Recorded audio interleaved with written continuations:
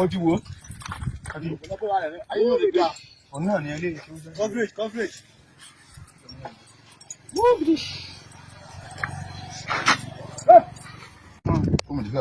Mo kọ́ ní ṣe ní sẹ́ẹ̀. Eléyìí sọ eléyìí sọmọ àlọ́wọ́ nínú gbó ìbàdàn á jáde àwọn ìlà ọkọ̀ mú lélẹ̀ wọn làwọn bọ̀ láti àkùngbà àkókò náà ti ń bọ̀ àkùngbà àkókò ní Ondo State bàtà mú wọn tá a bá lọ́wọ́ wọn ní wẹ́dà resource ọ̀bẹ rà wẹ́dà ọ̀bẹ àti ògùn àti àmà ọ̀ndà ọ̀bẹ rà àtàwọn ọ̀pọ̀lọpọ̀ ògùn ọ̀bẹ rà ẹ̀kọ́ kalẹ̀ ẹ̀kọ́ kalẹ̀ ọ̀bẹ rà Oya ló gbójú ẹ̀ kó. ọ̀bẹ rà ọ̀bẹ rà àtọ̀pọ̀lọpọ̀ ọ̀bẹ rà so ìgbàtà sáà mú wọn àti ń bá wọn yín náà wọn náà wọn lọ kára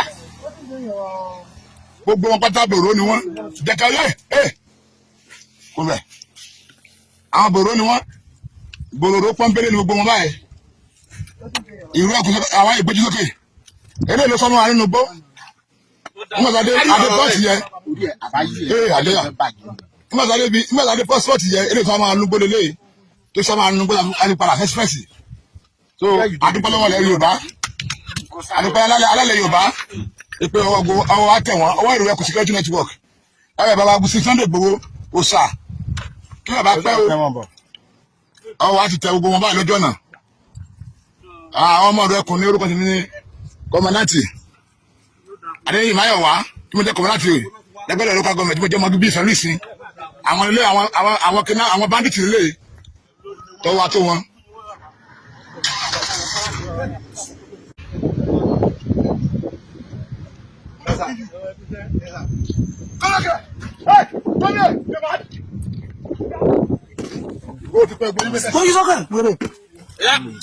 Open that. I said open that cap. Open that cap. Open. Hello. Yes, ma. Okay, that's it.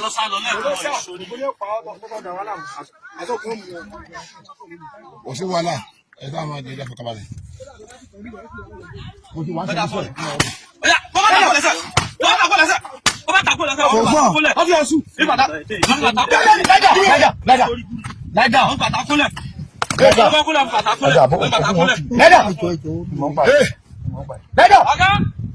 Ìrú ẹkùn security network is video call. Ìrú ẹkùn security network jẹ́ kí n máa rí ojú mi rẹ̀. This is suspected kidnappers. Àwọn ilé náà ń bọ̀ láti àkùngbà àkókò. Àwọn ilé báyìí lákòókò mílíọ̀nù aláàbò láti àtàkùngbà àkókò. Báyìí lọ́dún wọn ọ̀pọ̀lọpọ̀ ogun ẹ̀dá ẹ̀dá kó lọ́dún wọn. Táyọ̀ dúdú kọ́ mọ̀ báyìí. Ogun ẹ̀dá. Ogun ẹ̀dá. Ogun ẹ̀dá. Ogun ẹ̀dá.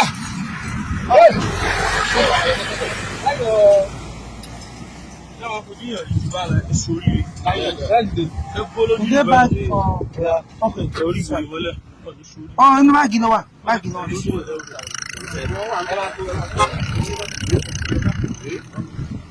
Ọmọdé àjẹyà o.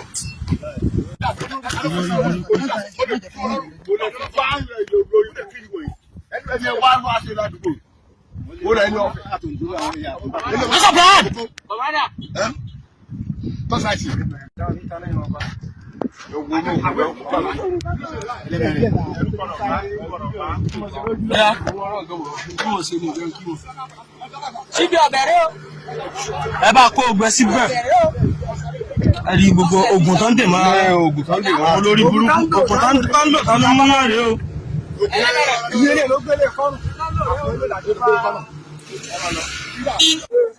Àwọn ilé ìlà mú ní tí alọ́nugbọ́n fún ọgbọ́n gẹ́nì kálápá lánàá so àwọn ìlà mú ló gbó ìbàdàn inú gbó àbá olórí burúkú eléyìí pẹ́jú yìí eléyìí ló ẹ̀kọ́ wa inú gbó ó dẹ̀ sá mọ́ wa lọ́wọ́ ṣùgbọ́n pàtó lọ́wọ́ ṣe àmọ́ olórí iwájú express máa ní sọlísìn lẹ́gbọ́ kéne ìpín ní ẹlẹ́yìn nílùú bàbá wa gangan tí mú àwọn eléyìí náà ń bọ̀ láti àkùngbà àkókò ọ̀pọ̀lọpọ̀ oògùn rẹ̀ ẹ̀kọ́ ẹ̀dẹ́gbẹ̀sẹ̀ ẹ̀kọ́ ọ̀dà àwọn síwájú àtọ̀bẹ ẹ̀kọ́ oògùn jáde àtọ̀pọ̀lọpọ̀ oògùn àtọ̀bẹ àti àmà làbọ́láwọ̀ wọn tó à ń bí fi àsìkò yí àwọn ọmọ ẹgbẹ́ bàbá ti Sunday Igboho àfi ń bẹ ẹgbẹ́ bàbá lérè pé ọbẹ̀ dà ọbẹ̀ ẹ̀kọ́ ìdẹ̀bí ọbẹ̀ wọn dà ọbẹ̀ ẹ̀kọ́ bọ̀ sọ́wọ́n lọ́jọ́ jù náà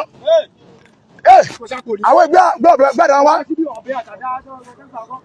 àwọn fi àsìkò yìí àwọn bàbá ti Sunday Igboho pé níbo ni ká kó wọn lọ nígbà wọn kó wọn lọ pé káwọn kọ́ sẹ́jọ́ ni àbí bóò ni olùfàsìkò béèrè lọ́wọ́ wọn àwọn lélẹ́yìí àwọn bòròró banditi eléyìí ló yìnbọn sí wa nínú gbọ́lẹ̀ kan